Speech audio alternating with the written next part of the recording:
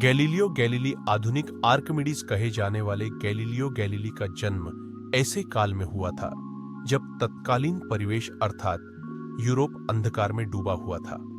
अति प्राचीन काल में अरस्तु जैसे विद्वानों ने जो भी सिद्धांत तर्क के आधार पर विकसित किए थे, चर्च उन्हीं को पूर्ण व अंतिम मानता था तथा इनमें संशोधन की अनुमति किसी को नहीं थी। उस समय खोज व आविष्कार करने वाले व्यक्ति को अथक परिश्रम करना होता था और वह अपनी सारी धन संपत्ति इसमें लुटा देता था। पाई पाई का मोहताज हो जाने वाला व्यक्ति जब अपना सिद्धांत समाज के सामने लाता था तो यदि वह चर्च के सिद्धांत के विपरीत हुआ तो उसे या तो जान से हाथ धोना पड़ता था या वह कड़ी कैद में जीवन बिताता था। ऐसे वातावरण में गैलीलियो गैलीली का जन्म 15 फरवरी 1564 को एक अत्यंत गरीब परिवार में इटली के पीसा शहर में हुआ था। यह शहर मशहूर पीसा की मीनार के कारण लोकप्रिय था। गैलीलियो के पिता विसेंजियो एक संगीतज्ञ थे। वे शौकिया वैज्ञानिक भी थे।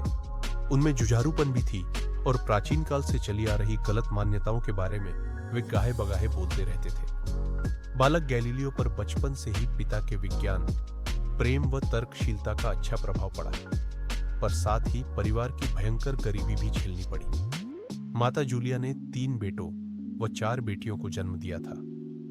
गैलीलियो गैलीली पेंडुलम, सूर्य केंद्रित ब्रह्मांड समेत अनेक सिद्धांतों के जनक गैलीलियो का बचपन समुद्र किनारे बसे पीसा शहर में बीता। मात्र 10 वर्ष की आयु में उनका परिवार रहने के लिए फ्लोरेंस चला गया।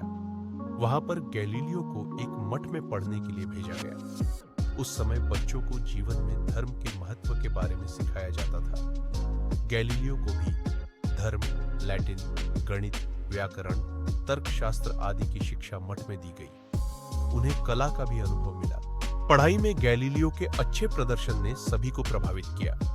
नतीजा यह था कि भयंकर गरीबी के बावजूद गैलीलियो के पिता ने गैलीलियो को डॉक्टर बनाने की ठान ली। इसका एक कारण यह भी था कि उस समय इस पेशे में पैसा बहुत था और गरीबी से त्रस्त परिवार जल्दी ही अमीर बन जाना चाहता था। पर गैलीलियो की डॉक्टर बनने की कोई इच्छा नहीं थी। पिता की इच्छा का सम्मान करते हुए वह पीसा विश्वविद्यालय गया अवश्य, पर वह चिकित्सा शास्त्र के बजाय गणित के व्याख्यानों में रुचि लेने लगा।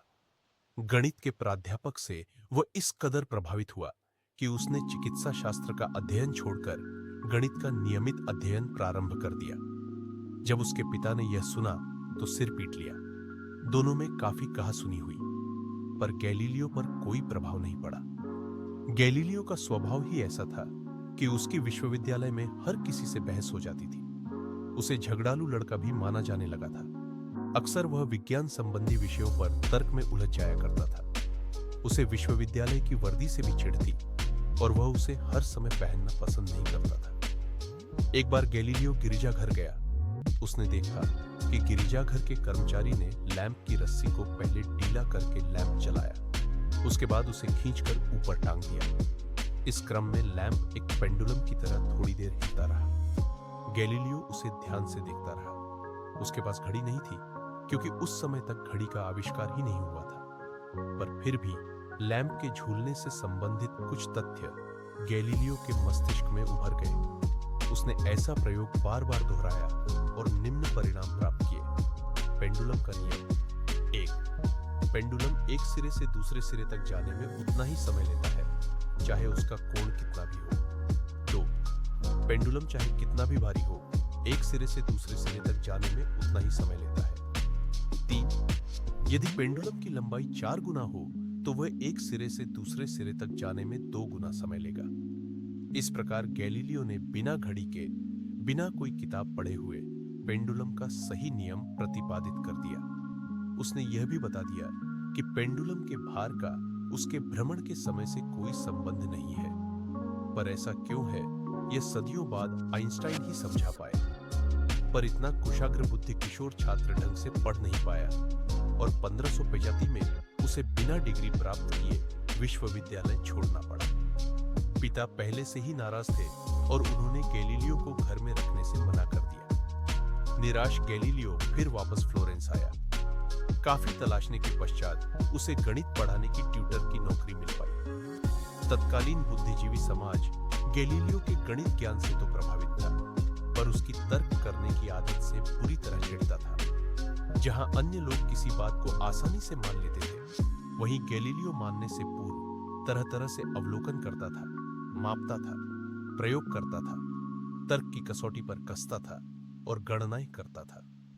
अरस्तु का सिद्धांत चला आ रहा था कि जो चीज जितनी भारी होगी, गिरने में उतना ही कम समय लेगी। गैलीलियो ने उसे नहीं माना और वह पीसा की मीनार पर चढ़ गया। उसने ऊपर से अलग अलग भार वाली दो वस्तुएं गिराकर साबित कर दिया कि भार का गिरने के समय से कोई संबंध नहीं है।